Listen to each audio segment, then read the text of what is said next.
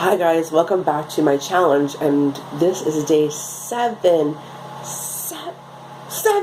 already, not 8, 7 already of the Booktube-A-Thon. This was my very first Booktube-A-Thon, and I feel like I kind of failed in a way. Camera is a little crooked, sorry. I feel like I failed in a little way because I actually didn't do all 7. I didn't realize it was going to be so tough, which I don't know what I was thinking because I have a toddler. I was planning a barbecue. I was actually sick for a part of it, and today I am back being sick again. He was sick. It is what it is. I did participate in a lot of the Twitter sprints. I did 3 or 4 of these, and I read 3 books, started a 4th, and then found an audible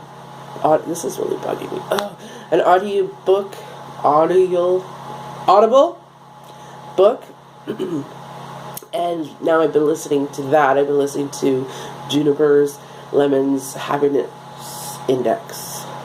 So, yeah, I've been really enjoying it. Last night I had 4 hours left of it, I think. And sorry, I just wanted to see something. I had 4 hours left of it, and today I haven't had a chance to finish it because I've just been really busy and cleaning up since the barbecue, and I'm really not feeling all that great. So I thought, you know what, I'm going to do this day 7 challenge right now and get it up while I have a few hours left of the day. So today, day 7 is book stories. So it is basically telling a story about a book that really changed us. And a story that we have about a book. So I made some notes yesterday. So I'm actually going to just talk about the book called The Seagulls Woke Me. Most people will not know about this book, which is really sad. It was written in 1951. I read it in high school.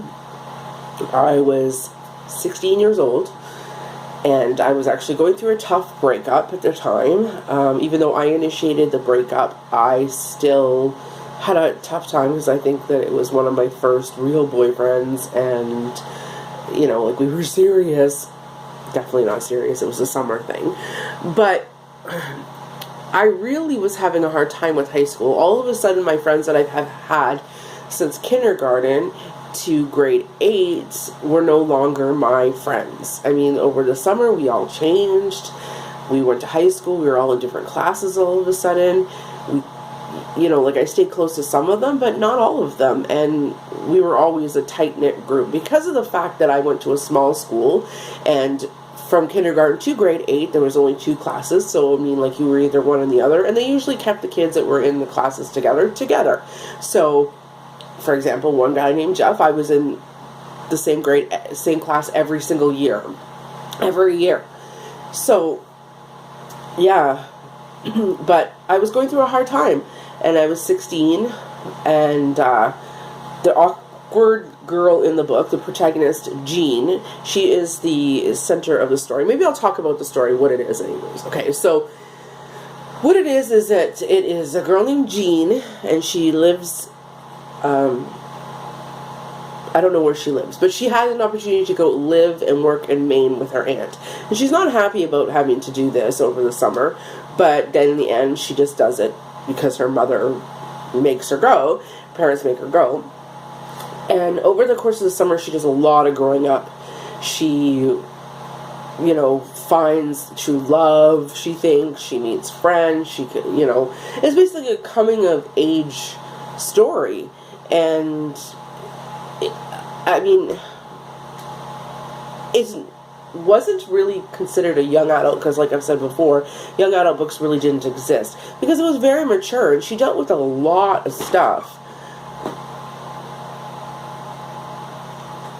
Hi, Chase. Yeah, you know what? I really believed that I could survive adolescence. I could survive high school,